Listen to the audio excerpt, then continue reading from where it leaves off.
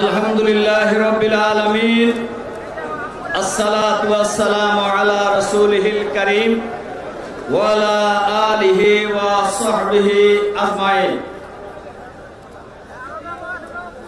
আজকের এই খতমে নবুয়তের উদ্যোগে আজকের এই মহা সম্মেলনের মাননীয় সভাপতি, মাননীয় প্রধান অতিথি সহ দেশ বিদেশের সম্মানিত নেতৃবৃন্দ, সাংবাদিক বন্ধুগণ, সম্মানিত উলামায়ে কেরাম, দেশবাসী ভাই ও বন্ধুগণ, আসসালামু আলাইকুম ওয়া রাহমাতুল্লাহি ওয়া বারাকাতুহু।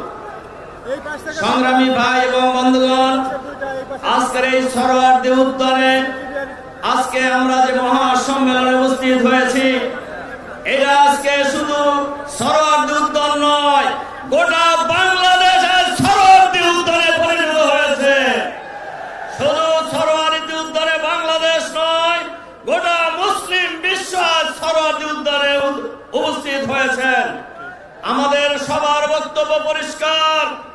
আল্লাহ বলেছেন মুহাম্মদুর রাসূলুল্লাহ সাল্লাল্লাহু আলাইহি সাল্লাম শেষ নবী।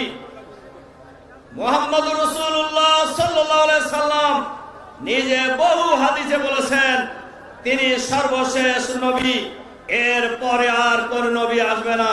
সুতরাং এর বাইরে যারা চিন্তা করে তারা কেউই মুসলমান হতে পারে না, সবাই অমুসলিম। আমরা যদি এই বাংলাদেশে জনগণ যদি আমাদেরকে নির্বাচিত করে, এই বাংলাদেশে আগামী দিনে অমুসলিম কাদিয়ানীরা অমুসলিম ঘোষিত হবে ইনশাআল্লাহ।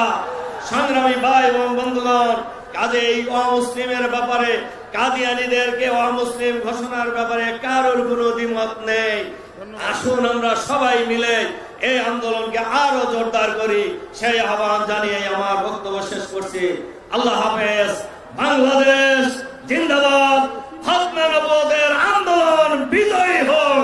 আসসালামু আলাইকুম ওয়া রাহমাতুল্লাহ।